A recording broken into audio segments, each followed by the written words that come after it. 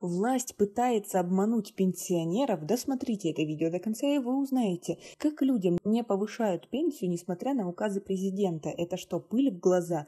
Подписывайтесь на наше обновление, будете в курсе всех последних событий. В поселке Хайотина в Гисар живут слабовидящие люди с инвалидностью первой группы. Недавно они обратились с просьбой, чтобы о них написали. Пожаловаться им есть на что. На мизерные пенсии, отсутствие социальной помощи и нарушение их прав. Учебно-производственный комбинат слабовидящих в Гисаре во времена СССР работал в полную силу и был под надзором Министерства соцобеспечения. В 80-е годы рядом с комбинатом вырос и поселок Хайотина, населенный его работниками. В комбинате производили щетки для обуви, коробки для тортов, пробки, консервные крышки, ткали ковры, делали прищепки и многое другое. Было более 10 наименований продукции, но с 1995 года предприятие практически прекратило свою деятельность, и часть помещений была продана. В последние годы руководство стало распродавать запасы сырья и оборудования, и комбинат окончательно развалился. Последнее, что производил УПК незрячих, это металлическую сетку для забора. В 1991 году было образовано общество слепых, которое в последнее время, как говорят сами пенсионеры,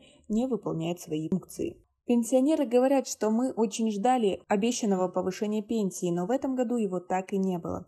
В районном собесе мне дали почитать приказ президента от 2021 года, чтобы я изучила его лично. Но постоянно звонят и просят вернуть. Я изучила его, но так и не понял, почему указ президента игнорируют. В прошлом году тоже было обещано повышение пенсии на 20%, но тогда нам, инвалидам первой группы, ее повысили всего на 15%. А в этом году президент лично в своем выступлении отметил, что инвалидам первой группы повысят пенсию на 50%, однако нам ее не повысили вообще. В Хизби Мехнат Ичтимои, агентстве соцобеспечения, отказались нам что-либо объяснять по этому поводу.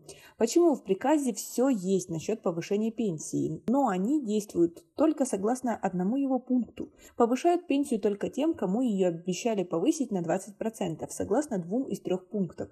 Вот как раз в 3 пункте написано, что инвалидам первой группы надо повысить пенсию на 50%.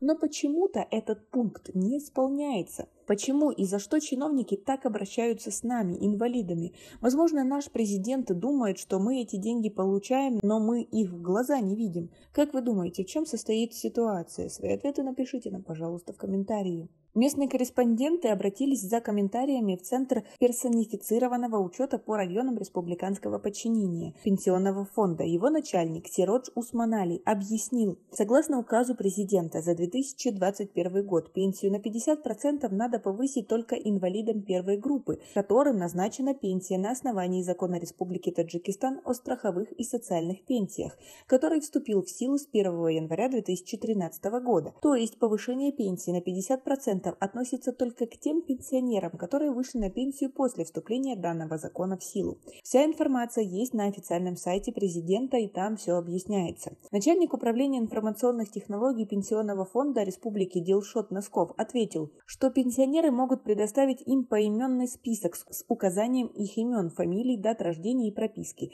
а также надо будет указать, где они получают пенсию и номера их пенсионных удостоверений. Мы сделаем официальный запрос, поднимем документацию и сможем дать ответ. Если действительно есть нарушения, мы примем меры. В прошлом году тоже было повышение пенсии инвалидам первой группы, которые нуждаются в постороннем уходе, и, возможно, они получили свое повышение тогда, говорит он. Мы понимаем, что данные пенсионеры слепые люди, и нам их по-человечески жаль, но мы действуем в рамках поступающих к нам законов. Мы действуем на основании выписки акта свидетельствования в ТЭК. Сейчас они называются служба медико-социальной экспертизы. По его словам, это они оценивают степень утраты трудоспособности, и на основании их заключения назначается пенсия. Не мы определяем группу инвалидности и степень трудоспособности. Это в компетенции Минздрава. Если у них приобретенные проблемы со зрением, то они вообще могут не попасть в эту категорию. Тонкостей много, и в законе четко прописываются все категории. В послании президента категории не разграничиваются, они вносятся при создании официального документа указа, заключил Носков. А как вы относитесь к такой ситуации? Ведь президент говорит, что что-то по телевизору, а наш народ даже не знает, где взять информацию о том, насколько правдивы его слова и как они отразятся именно на людях. Как вы относитесь вообще к этой ситуации и к тому, как в Таджикистане живут пенсионеры? Свои ответы напишите нам, пожалуйста, в комментарии. У нас пока на этом все. Оцените наше видео подпиской и лайком. До скорой встречи!